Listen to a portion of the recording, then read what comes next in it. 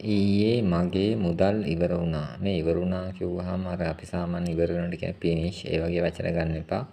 මේකට ලස්සන වචනයක් තියෙනවා බලමු.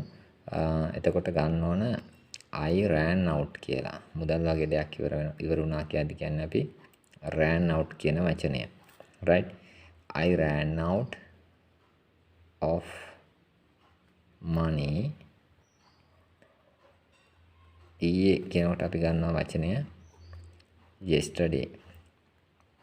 yesterday කියන්නේ ඊයේ කියන කාලය හඟවන වචනය. ඒතර මුදල් වගේ දෙයක් ඉවර වුණා කියද්දී අපි කියන්නේ ran out, ඉවර වෙනවට කියන්නේ run out, right? මුදල් වගේ දෙයක්. අපි අවලංගු කළා තරඟය. මේකේ ක්‍රියාව කරන කෙනා වෙන්නේ අපි කියනකොට ඉංග්‍රීසියෙන් කියනවා we කියලා. ඊළඟට අපි දන්නවා මේ තරඟයට කියන වචනේ දන්න වචනයක්. ඒක නිසා මම දන්න වචනේ ඉස්සරහ ලියලා ඉන්නවා. තරඟයට අපි කියනවා the match කියලා. right. එතකොට දැන් මෙතන නොදන්න කොටස වෙන්නේ ක්‍රියාපදයේ අවලංගු කළා කියන එක. දෙයක් අවලංගු කරනවා කියනවා නම් ඉංග්‍රීසියෙන් අපි කියන්නේ වචනයක් තියෙනවා ලස්සන වචනයක් call off කියලා. right. call off කියලා කියන්නේ දෙයක් අවලංගු කරනවට. හැබැයි දැන් මේක කරලා ඉවරයිනේ. අතීත කාලයට හරවන්න ක්‍රියාපද අතීත කාලයට හරවන්න අපි ගොඩක් කාලයකට එකතු කරන්නේ ed. එතකොට ඒක off එකකට දාන්න බෑ. ඒක අපි දාන්න ඕන call කියන ක්‍රියාපදයකට. එතකොට මෙවැනි අපි ක්‍රියාපද වලට කියනවා phrasal verbs කියලා. එතකොට මේකෙදී අපි යොදන්න ඕන මෙන්න මේ call කියන වචනයකට තමයි ed දාන්න ඕන. we called off the match. මම ඇයව දැක්කේවත් නැහැ. කොහොමද ඉංග්‍රීසියෙන් කියන්නේ? මම I see කිව්වොත් මම දකිනවා. ඇයව. හරිද? මම ඇයව දැක්කේ නැහැ කියලා කියනවා නම් I did not. එහෙම නැත්නම් I didn't see her. මම ඇයව දැක්කේ නැහැ. දැක්කේවත් නැහැ කියලා කියන්නේ මෙතනදී මේ වත් කියන කැලල ගන්න අපි පාවිච්චි කරනවා even කියන වචනය. එතකොට I didn't even see her. I didn't even see her. මම ඇයව දැක්කේවත් නැහැ. දැන් තව එකක් අපි කිව්වොත් ඔයා මට කෝල් කළේවත් නැහැ කියලා කියමුකෝ. අපි ඒක සිංහල එක ඕනේ නැහැ. ඉංග්‍රීසි එක විතරක් බලමු. ඔයා දැන් you call කිව්වොත් ඔයා කතා කරනවා මේ මට එහෙම කරේ නෑ කියලා කියන නිසා මෙන්න මේ did not එක මම මෙතෙන්ට දානවා. එතකොට you didn't call me කියන්නේ ඔයා මට call කරේ නැහැ. call කළේවත් නැහැ කියන නිසා මෙන්න මෙතෙන්ට even දානවා. you didn't even call me. ඔයා මට call කළේවත් නැහැ. කෑම ටික උපරිමයට තිබුණා. කොහොමද ඉංග්‍රීසියෙන් කියන්නේ කෑම ටික අපි කියන්නේ සුපිරියටම තිබුණා කියලා. එතකොට අපි කියනවා කෑම the food right තිබුණා. එතෙන්දී පාවිච්චි කරනවා was up to the mark. මේ සම්පූර්ණ වාක්‍ය අදහස වෙන්නේ the food was up to the mark කියලා කියන්නේ කෑම ටික සුපිරියටම තිබුණා කියලා කියන්නේ අපි උපරිමයටම තිබුණා කියන්නේ සාමාන්‍යයෙන් ගෙදරකට ගිහිල්ලා කාලා බීලා නේ නේද ගෙදරකට ගිහිල්ලා අපි සාමාන්‍යයෙන් කියනම කෑම ටික නම් නියමයි හොඳට තිබ්බ කියලා. ඔන්න මේ ව්‍යවහාරය අද පාවිච්චි කරන්න පුළුවන් වලට the food was up to the mark. මට පිළිගන්න වෙනවා ඔයා හරිම කෑදරයි කියලා. සමහරවිට අපි කියන කතන්දර ඔය. එතකොට මට කිව්වත් මම කිව්වත් මට යමක් නොකර ඉන්න බැරි වෙනවා නැත්නම් සිද්ධ වෙනවා කියද්දී අපි ගන්න වචනේ තමයි have to කියන වචනය. I have to admit කියලා කියන්නේ මට පිළිගන්න වෙනවා. මොකද්ද මට පිළිගන්න වෙන දේ?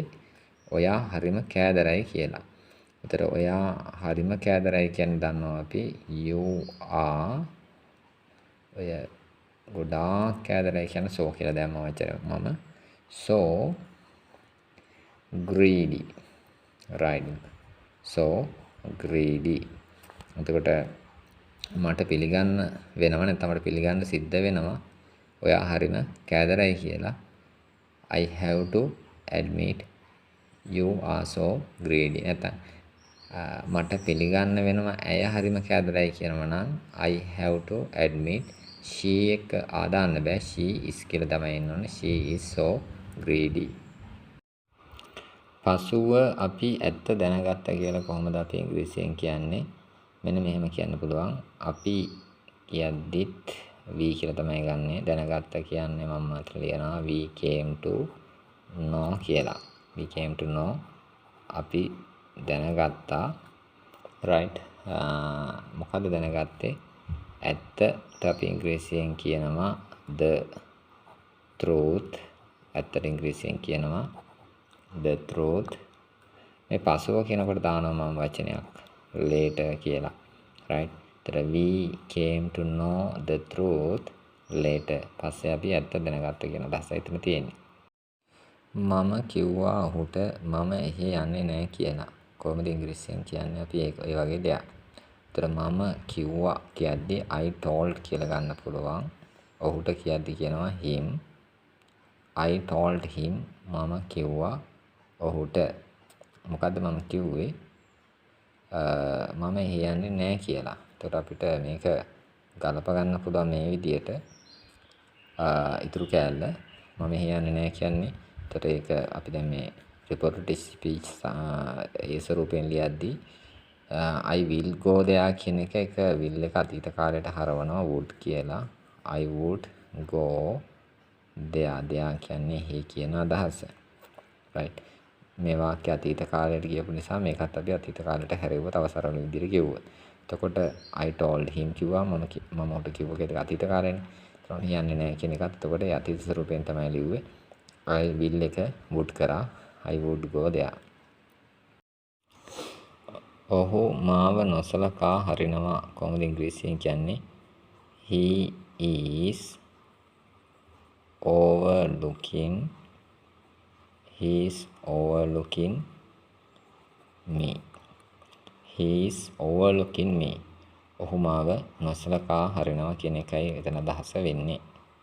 මට මෙය හැර වෙන දෙයක් කරන්න බෑ. කොහොමද අපි මේ වගේ දෙයක් ඉංග්‍රීසියට ගලප ගන්නෙ? I can කිව්වොත් මම ඉස්සෙල්ලා ගන්නම් I can කියලා. මට පුළුවන් do කරන්න. I can do කිව්වොත් මට කරන්න පුළුවන්. හැබැයි nothing දැම්මහම මොකුත් බෑ වෙනවා. right I can do nothing කියන්නේ මට මොකුත් බෑ කරන්න. right but නමුත් මේක පුළුවන් කියන නිසා මම දානවා this කියන වචනේ.